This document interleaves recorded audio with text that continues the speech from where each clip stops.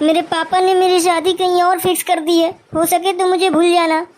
ऐसा नहीं हो सकता। अगर तुम मेरी नहीं हो सकी तो किसी और की भी नहीं हो सकेगी। मुझे माफ कर देना कैरोल।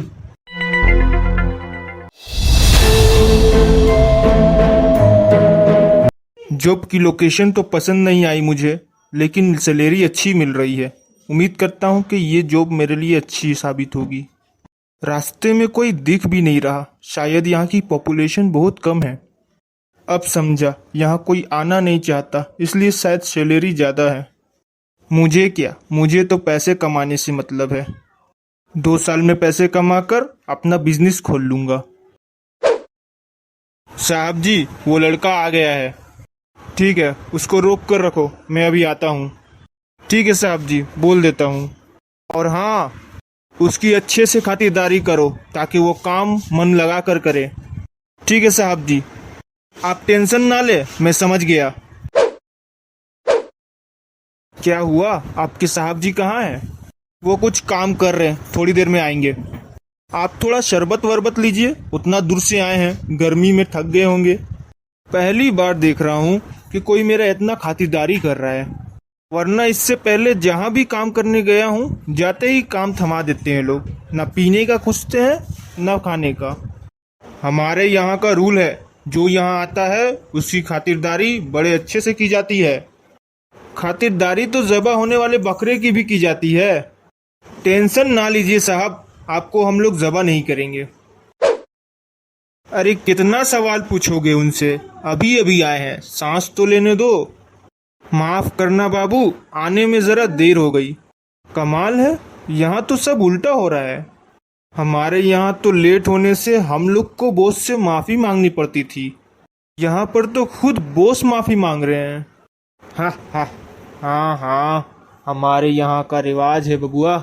यहाँ हम लोग ना खुद झुकते हैं ना किसी को झुकने देते हैं। लाला जी, साहब जी, अरे इनको हमारी मैनेजर से तो मिलवाओ। कैरोल को बुलाओ, बोलो सीताराम जी बुला रहे हैं। जी साहब जी, अभी बुलाया। देखो बबुआ, अगर ये शूटिंग अच्छे से कर लिए ना तो तुमको यहाँ परमानेंट रख लेंगे। तकदीर बदल जाएगी तुम्हारी। मगर कहानी क्या है? अरे बताता हूँ भाई, इतनी जल्दी भी क्या है। सीताराम जी, आपने मुझे बुलाया? हाँ, इनसे मिलो। ये वही है जो हमारे शॉर्ट फिल्म में काम करने वाले हैं। मुझे थोड़ा काम है, मैं जा रहा हूँ। इनको अच्छे से समझा देना, समझ गई ना?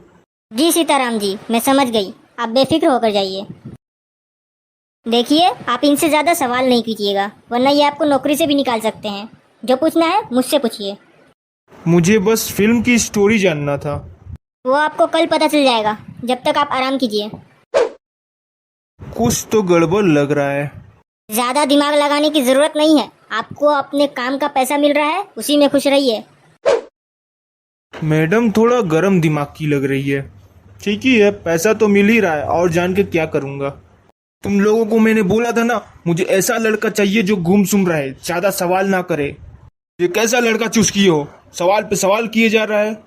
मैंने लाला को बोला था कि ये लड़का सही नहीं होगा, लेकिन लाला हमेशा मनमानी करता है। अगर ऐसे ही गलती करते रहोगे तो हम सब फंसेंगे। आप टेंशन ना लीजिए सीताराम जी, मैं लड़का को संभाल लूंगी, बस मूवी जल्दी बन जाए। तुमको बड़ी जल्दी थी ना स्टोरी जानने की। बताता हूँ स्टोरी, सुनो गौर से। तुम कैरोल को प्रपोज करोगे, मगर कैरोल के पापा उसकी शादी कहीं और करा देंगे। तुम गुस्से में बोलोगे कि अगर कैरोल मेरी नहीं हो सकी तो किसी की भी नहीं हो सकेगी, और लास्ट में उसका मर्डर कर दोगे। क्या आपको लगता है ऐसा स्टोरी सब पसंद करेंगे?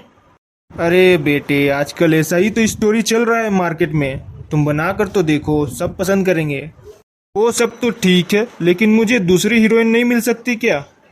अच्छे से काम करोगे इस मूवी में तो दूसरी मूवी में नई हीरोइन के साथ काम करने का मौका मिलेगा। चलो अब शॉट दो जल्दी। Lights, camera and action. Carol, मैं तुम्हें बहुत पसंद करता हूँ, तुमसे शादी करना चाहता हूँ। क्या तुम मुझसे शादी करोगी? मुझे भी तुम बहुत अच्छे लगते हो। मैं अपने पापा से बात करूंगी तुम्हारे लिए, वो जरूर मान जाएंगे। कट। वाओ, क्या शॉट था। चलो अगली शॉट की तैयारी करते हैं। मेरे पापा ने मेरी शादी कहीं और फिक्स कर दी है, हो सके तो मुझे भूल जाना। ऐसा नहीं हो सकता। अगर तुम मेरी नहीं हो सकी तो किसी और की भी नहीं हो सकेगी। मुझे माफ कर देना कैरोल। तुम्हारी एक्टिंग तो बहुत अच्छी थी बबुआ। रुको, मैं तुम्हारा पैसा लेकर आता हूँ। लगता है अब मेरी लाइफ सेट हो जाएगी। इंस्पेक्टर बेटा, यही है वो लड़का जिसने मेरी बेटी का मर्डर किया है। वीडियो में तो शैतान दिख रहा था, यहाँ कितना शरीफ जैसा बैठा हुआ है। बेटा तू तो गयो, फांसी की सजा तो तुझे होकर रहेगी।